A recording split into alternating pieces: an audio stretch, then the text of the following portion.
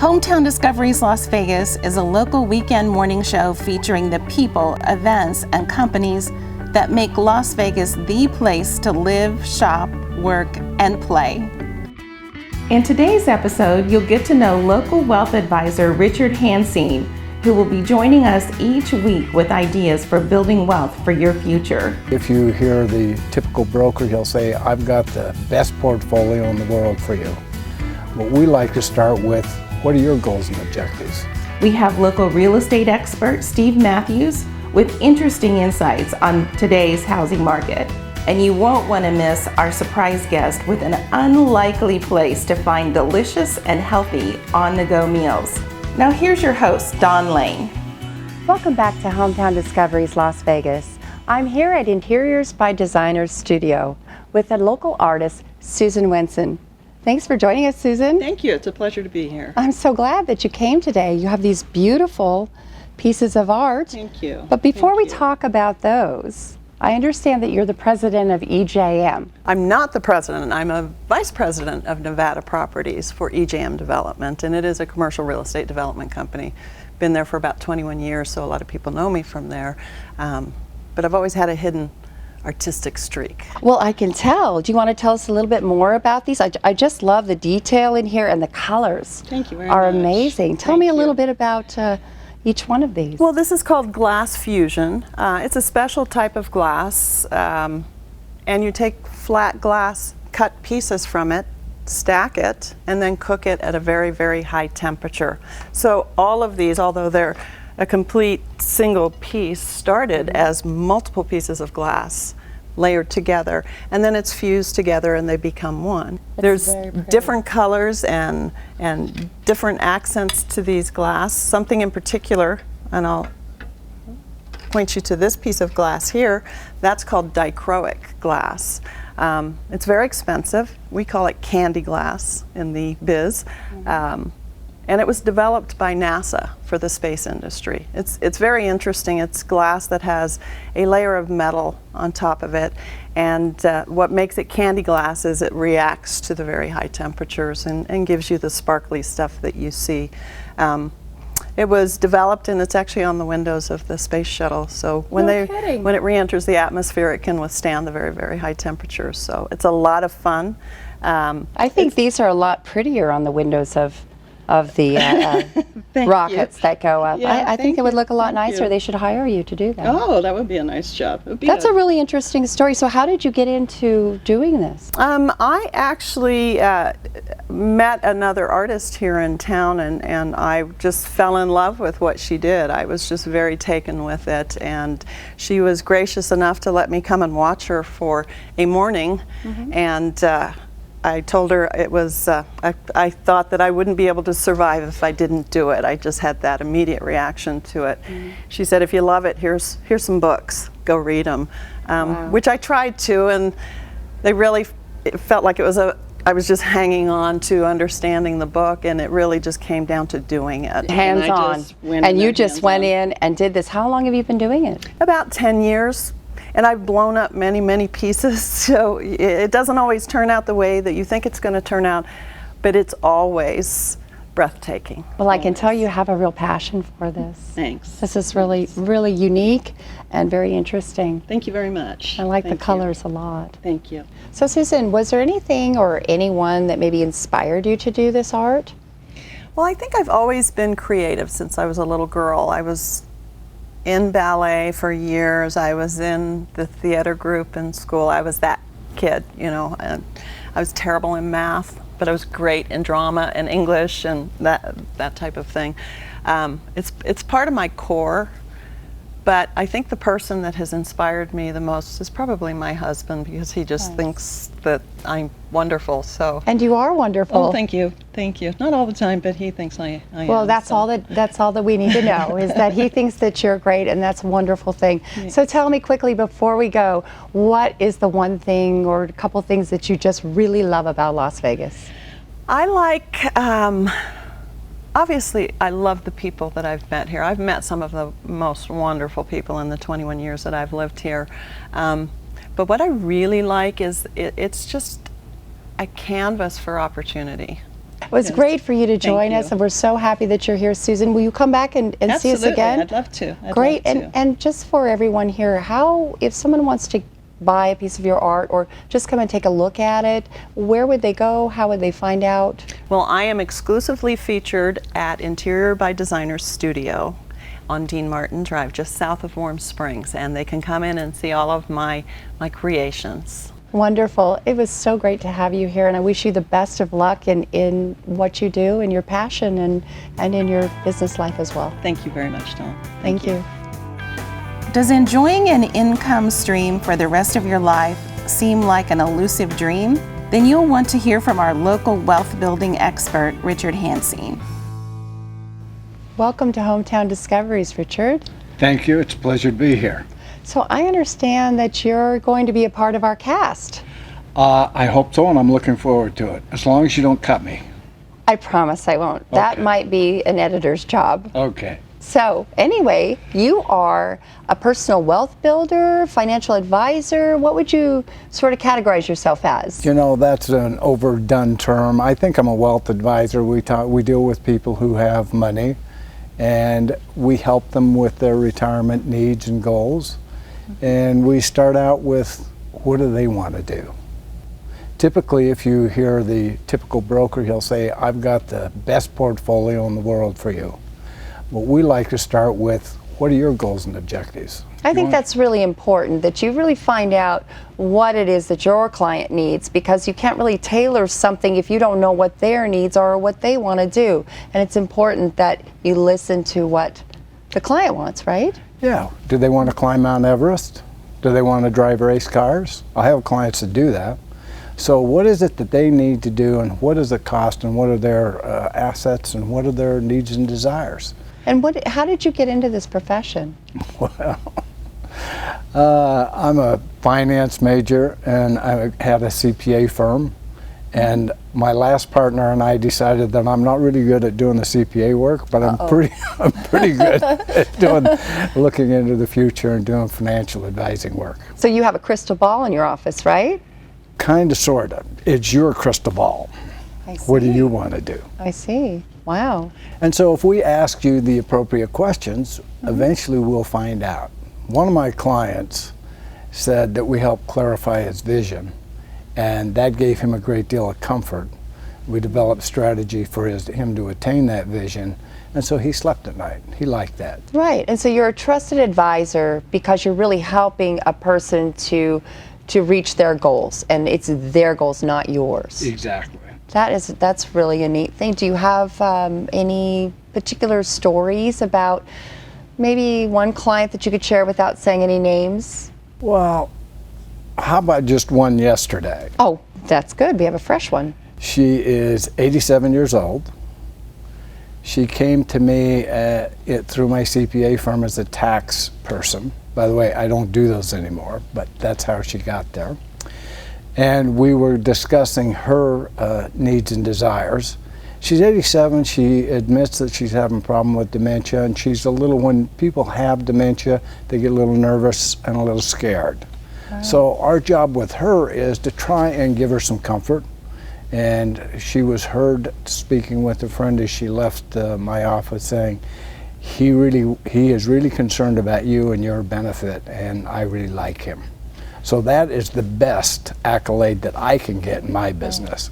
87 years old. Yeah. Wow, that is really wonderful that you're helping people, that you care about their needs, and that you're doing this in our community. And we're so glad that you're joining the show and that you're bringing this to us as well and sharing it with our viewers. Yeah. So, before we go, yes, tell me one thing that you like about Vegas. Well, my fiance and I play a lot of golf, so we like the weather.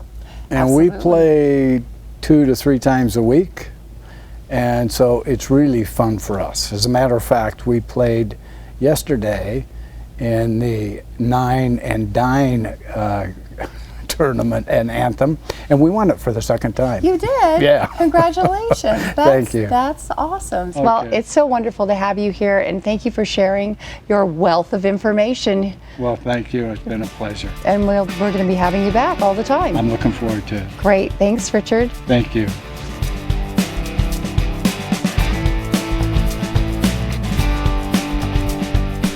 just want to say a special thank you to Joanne Lucia, owner of Interiors by Designer Studios.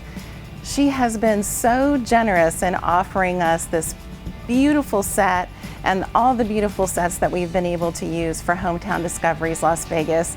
And I came in this morning and this great dog is sitting here, and he's my kind of big dog, low maintenance. But thank you, Joanne. We really appreciate you at Hometown Discoveries Las Vegas. What's your favorite Las Vegas discovery? Follow us and tweet with us at Hometown D. Coming up next, Steve Matthews, our local real estate expert, with insight about what's happening to our property values. We're seeing that home prices are rising. Can you tell us a little bit about that, Steve? Well, basically what's happening is we're seeing a slight increase in the property values, and that's been largely brought on just because of the fact that the inventory has shrunk. It's that old story of supply and demand, largely brought on by AB 284. Now, I hear so much about that. What exactly is AB 284 for just, the person that's sitting at home wondering, what is that?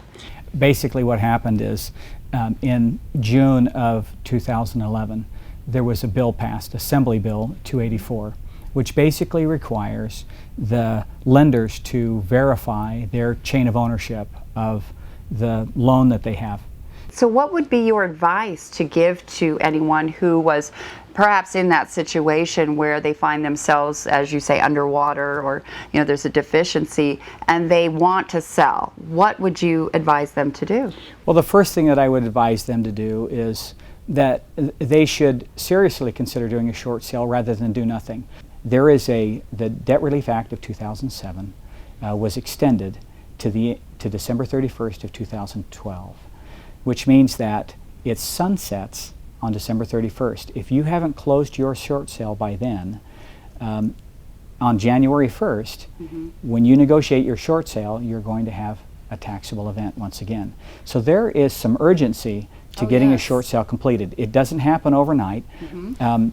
It's important for you to know that if we put your home on the market and we found a buyer, which probably is going to happen very fast in this short supply market, I expect that in the first 48 to 72 hours, we probably will have anywhere from 3 to 10 showings, and that will generate anywhere from 3 to 10 offers. 10 offers, exactly. And so the good news on that is, of course, that means that the time it's over. You don't have to worry about having your house clean and having it prepared and ready to show much beyond those few showings, because we're going to have it negotiated. But if we negotiate and we get that sale, let's say we did it today, it's still going to take us time to get your package put together, and then it's going to take us generally at least a couple months to negotiate the short sale. And then it's going to take another 30 to 45 days before the buyer is able to close. Wow. So right today, we're looking at probably 3 months to close. And then we have holidays. And then we have holidays, and you've got all kinds of things happening here. So there's a real sense of urgency. We've got a window that's closing on us. Now, Congress is supposed to be considering an extension of this Debt Relief Act. And we have every reason to believe that they will, but they haven't acted on it yet. They've had it in their hands for months, and they haven't done anything with it. So we cannot predict what's going to happen January 1st. And so you do this for clients or for people in the city. You can help people to understand this process, right? Because you're a realtor. That's exactly what I do. And in fact, in this market, you have to be skilled at negotiating short sales, or you're just not going to survive. Well, I think with people like you on our side, I think that we will achieve those goals. And I thank you for being on the show today. Thank you very much. Finding great food out of a truck sounds impossible, right? You'll change your mind when you try a vegetarian wrap created by local chef Michelle Allo at Lola Ds Kitchen. Yes, Lola Ds Kitchen is the Las Vegas healthy cuisine food truck. Let's meet Michelle. Hey, where did everybody go?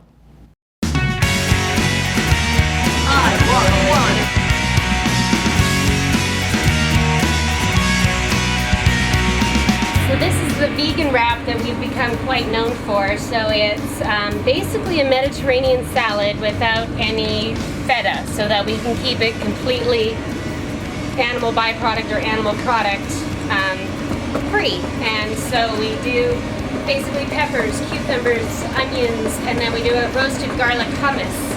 Very good, and that's kind of laid on the wrap. And then we pour in the salad and wrap it up, and that's pretty much it. Very fresh with a lemon, olive oil vinaigrette.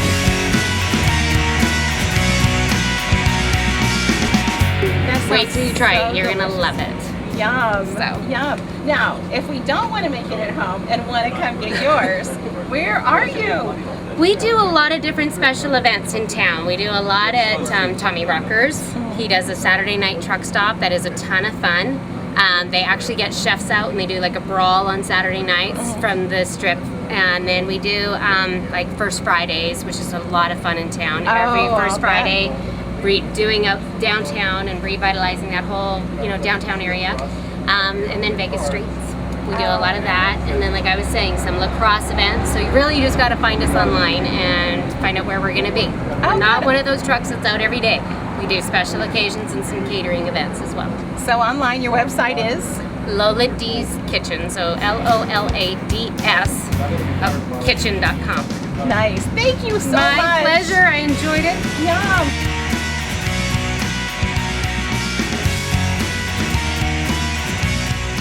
Want more hometown discoveries?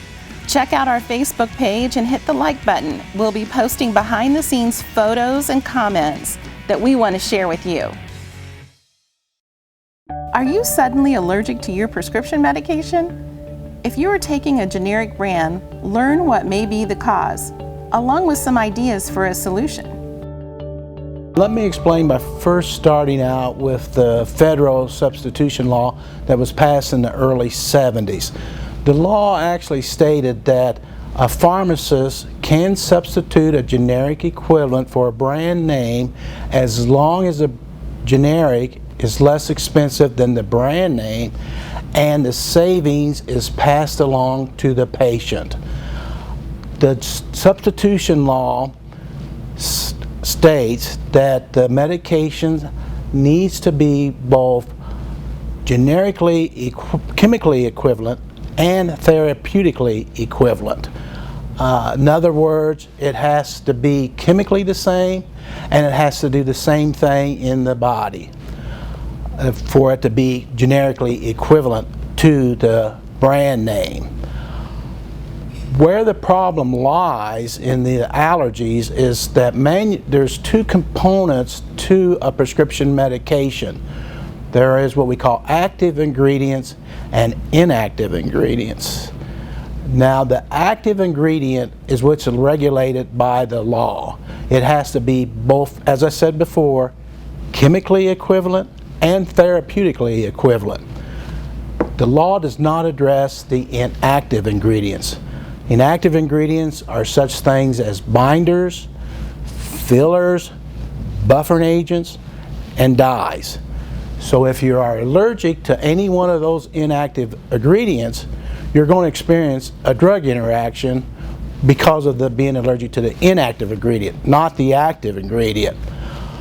The way you solve this is, of course, you just change the manufacturer. Now, that sounds a little bit easier than it really is, because you have to keep in mind that drug companies have both a distributor and a drug manufacturer. So you can see what could happen here is sometimes the distributor is not the same as a drug manufacturer. So even though after you've consulted with your pharmacist, he might change the distributor, but the manufacturer stays the same. So therefore you would have the allergy again. You have to be sure that we are actually changing the manufacturers. This information may not be on the prescription bottle that the pharmacist hands you. So you will probably have to ask the pharmacist to check on the bottle that he took the medication out of to see who the actual manufacturer is. It has been my pleasure to share this information with you. I hope you can find it useful, and I hope that this is something that will improve your health overall. And let us always remember that your health is priceless.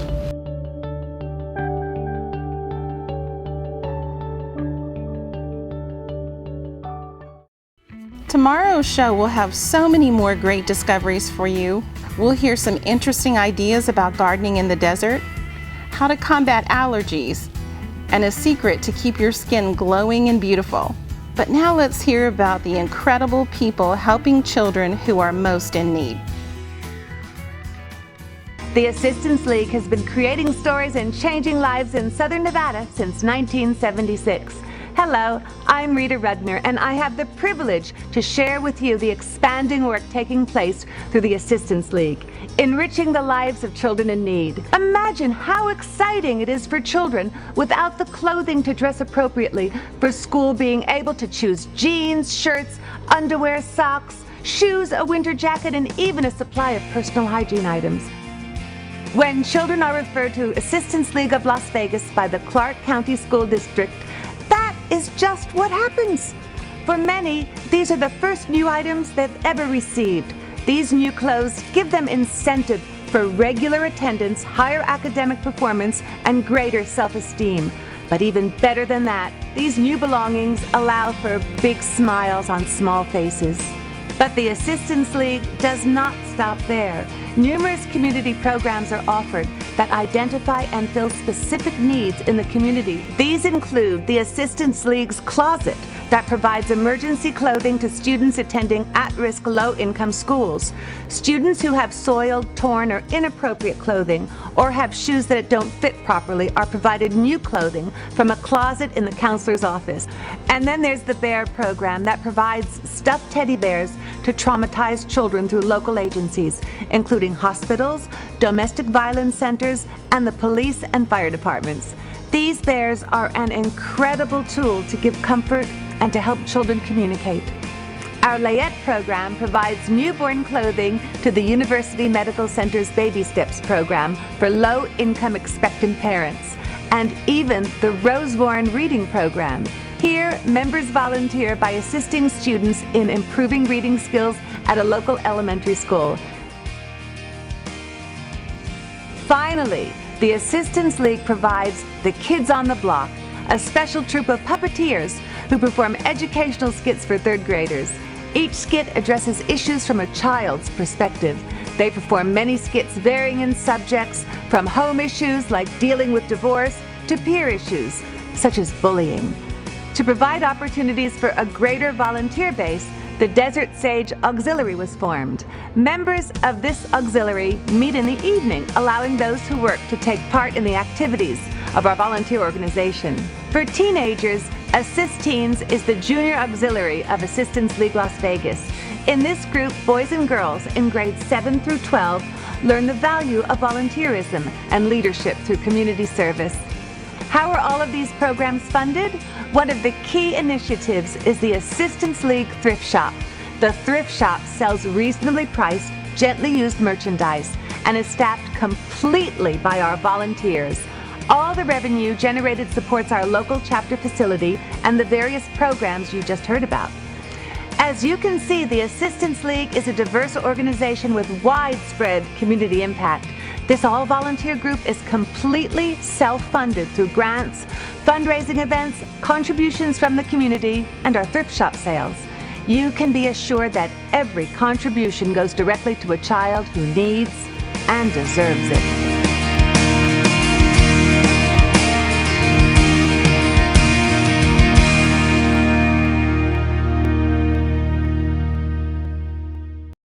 I'm here with Nancy Lesley, President of the Assistance League Las Vegas. Welcome, Nancy. Good morning. Thank you for having me here. It's great to have you here. Why don't you tell us a little bit about yourself and what your background is? Well, I've lived in Las Vegas for 35 years, taught school in the public school system, and retired and was looking for something fun to do and joined Assistance League of Las Vegas to do volunteer work. And Assistance League is a nonprofit organization? Yes, it is. It's a nonprofit organization. We work to enrich the lives of children in the community. We provide clothing, we do puppet shows, we help kids who need help being comforted in difficult situations. A lot of people need that right now with what's going on in the job losses and the housing market, and children are kind of left alone to deal with some of these things. So you offer that, some of that assistance. And do you play one of the puppet characters? No, I'm not a puppeteer, but we No? have wonderful puppeteers that present programs. It's called The Kids on the Block, about issues that impact children: bullying, divorce, learning disabilities. We have a blind character, so they learn a lot. That's really from neat. a child's perspective. That's for third graders in the public school system. So you work through the public school system and you provide these services, or can someone who maybe just wants to look it up, they can always find you and find out when these... They can always find us online. Oh, great, great. So you also have a thrift shop? Yes, we do. We fund our programs through income at our thrift shop on West Charleston, and also through grants and donations. Wonderful. That sounds really good. So what are the favorite things you like about Las Vegas? Well, I think Las Vegas is a great place where people come often to reinvent themselves, and the people are interesting here.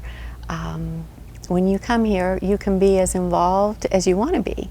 Most people are very generous and giving of their time and their resources, and they really want to become part of the community, even though they've come from someplace else. In some parts of the country, you have to live someplace for decades or generations before you're part of the community. That's not true in Las Vegas. I agree. I think a lot of people really want to have community here, and they are very giving and very kind, and that's a really good point. I like what you said about Las Vegas.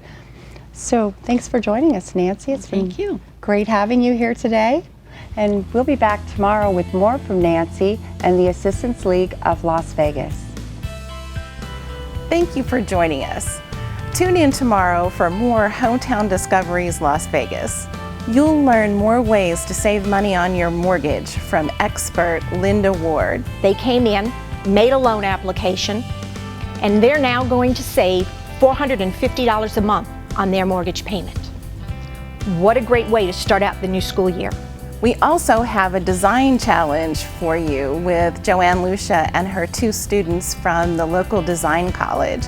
You'll also hear a heartwarming success story about Operation School Bell. Enjoy your day, and we'll see you tomorrow morning at 9.